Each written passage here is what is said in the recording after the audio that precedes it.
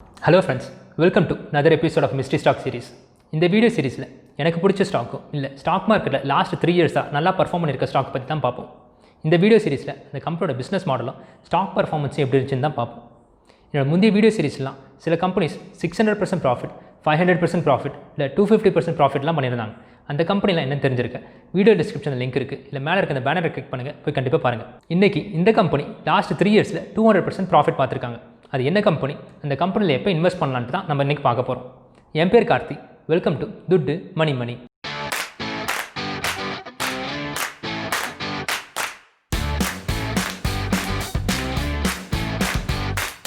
இந்த வாரம் mystery stock யாரும் கண்டுபிடிக்கிறதுக்கு நான் ஒரு 3 க்ளூ கொடுக்குறேன், கண்டுபிடிக்க முடியுதான்னு பாருங்கள். முதல் க்ளூ, இவங்க ஆட்டோமொபைல் இண்டஸ்ட்ரியில் இருக்கிற கம்பெனி. ரெண்டாவது க்ளூ, இவங்க யூஎஸில் மட்டும் இல்லை, Canada, UK, Ireland, Finland, Brazil, ஜெர்மனிலலாம் கூட இவங்க சர்வீஸ் பண்ணுறாங்க. மூணாவது க்ளூ, இவங்க வெஹிக்கிள்ஸ்லாம் ஆக்ஷன் பண்ணுற பிஸ்னஸில் இருக்கிறாங்க. இந்த கம்பெனியோட பேர் வந்து கோபார்ட்.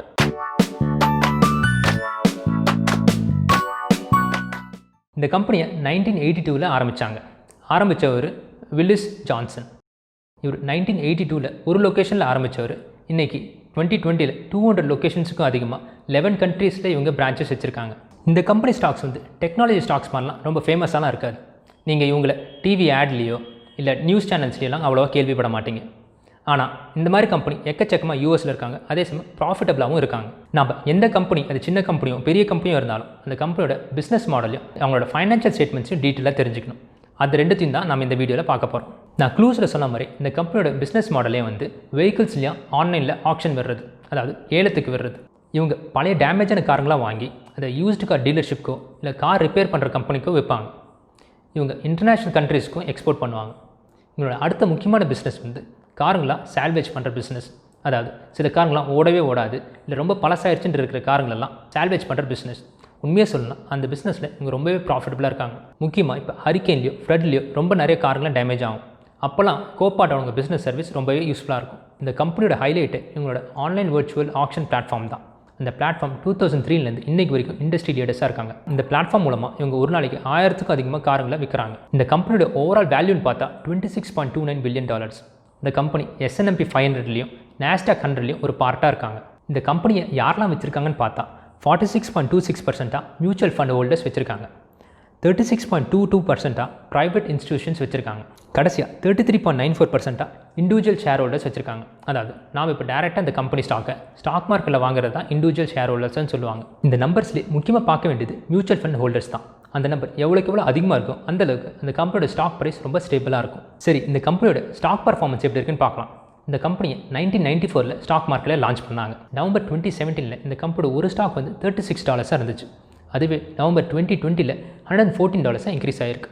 அதாவது 220% இன்க்ரீஸ் ஆகிருக்கு. நம்மளோட யூஷுவல் எக்ஸாம்பிள் படி 2017 1 லட்சம் இந்த கம்பெனியில் இன்வெஸ்ட் பண்ணியிருந்தால் அது இந்நேரத்துக்கு 3,20,000 இன்க்ரீஸ் ஆகிருக்கும். இந்த லாஸ்ட் 3 இயர்ஸில் 2 பையிங் ஆப்பர்ச்சுனிட்டி இருந்திருக்கு.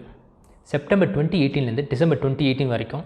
அடுத்தது இப்போ ரீசெண்டாக February 2020 மார்ச் 2020 வரைக்கும். 2018 அவங்களோட ஆல் டைம் ஹைலேருந்து 30% ட்ராப் ஆகிருக்காங்க. அதுவே 2020 அவங்களோட ஆல் டைம் ஹைலேருந்து 40% ட்ராப் ஆகிருக்காங்க. இந்த கம்பெனி ஸ்டாக்கில் இப்போவே இன்வெஸ்ட் பண்ண நான் ரெக்கமெண்ட் பண்ண மாட்டேன். ஏன்னா அவங்க இப்போ கிட்டத்தட்ட ஆல் டைம் ஹையில் இருக்காங்க. லாஸ்ட் 3 இயர்ஸில் ட்ராப் ஆன மாதிரியே கண்டிப்பாக ஃப்யூச்சரில் இவங்க ட்ராப் ஆகிறதுக்கு நிறைய வாய்ப்பு இருக்குது. அப்போ நம்ம RSI லெவல் பார்த்து இன்வெஸ்ட் பண்ணால் நம்மளுக்கு கண்டிப்பாக ப்ராஃபிட் கிடைக்கும். RSI லெவலில் என்ன தெரிஞ்சுக்க கீழே இருக்க வீடியோ டிஸ்கிரிப்ஷனில் அந்த லிங்க் இருக்குது, இல்லை மேலே இருக்க அந்த பேனரை கிளிக் பண்ணுங்கள், போய் கண்டிப்பாக பாருங்கள். குயிக்காக இவங்களோட ஃபைனான்ஷியல் ஸ்டேட்மெண்ட்ஸ் எப்படி இருந்திருக்குன்னு பார்க்கலாம். இவங்களோட இன்கம் ஸ்டேட்மெண்ட்டில் லாஸ்ட் 3 இயர்ஸில் உங்களோட ப்ராஃபிட்டும் ரெவன்யூ கன்சிஸ்டண்ட்டாக ஸ்டெடியாக க்ரோ ஆகிட்டு இருக்காங்க. நெட் இன்கம்னு பார்த்தா 2017 இவங்க $394 மில்லியன் இருந்தது.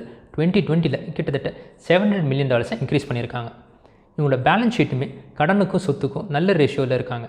கேஷ் ஃப்ளோ ஸ்டேட்மெண்ட்னு பார்த்தா லாஸ்ட் 3 இயர்ஸாக இவங்க கொஞ்சம் கம்மியாக இருந்தாலுமே 2020 அந்த கேஷ் ஃப்ளோவை திரும்பி இன்க்ரீஸ் பண்ண ஆரம்பிச்சிருக்காங்க. இந்த ஃபைனான்ஷியல் ஸ்டேட்மெண்ட்ஸ்லாம் எப்படி டீட்டெயிலாக பார்க்கணும், மேலே இருக்க அந்த பேனரை கிளிக் பண்ணுங்கள், இல்லை வீடியோ டிஸ்கிரிப்ஷன் லிங்க் இருக்குது, கண்டிப்பாக பாருங்கள். இப்போதைக்கு இந்த கம்பெனியில் நான் இன்வெஸ்ட் பண்ணலை. ஆனால் இவங்களோட ஆல் டைம் ஹைலேருந்து ஒரு 20 to 25% கீழே வந்தாங்கன்னா கண்டிப்பாக இன்வெஸ்ட் பண்ணலான்ட்டு யோசிச்சுட்டு இருக்கேன். கடைசியாக யூஷுவல் டைலாக்காக இந்த யூடியூப்பில் வர விஷயம் எல்லாமே என்னோட ஐடியாஸும் எக்ஸ்பீரியன்ஸும் ஷேர் பண்ணுறது தான். உடனே இந்த ஸ்டாக்கை போய் நீங்கள் வாங்காதீங்கன்றதெல்லாம் இல்லை. ஆனால் அந்த யூடியூப் சேனலை ஃபாலோ பண்ணுங்கள், கண்டிப்பாக யூஸ்ஃபுல்லான இன்ஃபர்மேஷன் கிடைக்கும். இந்த வீடியோ பிடிச்சிருந்தால் லைக் பண்ணுங்கள், சப்ஸ்கிரைப் பண்ணாதவங்க சப்ஸ்கிரைப் பண்ணுங்கள், முடிஞ்சால் மற்றவங்களுக்கும் ஷேர் பண்ணுங்கள். Until I see you next time, be safe, keep smiling. Thank you.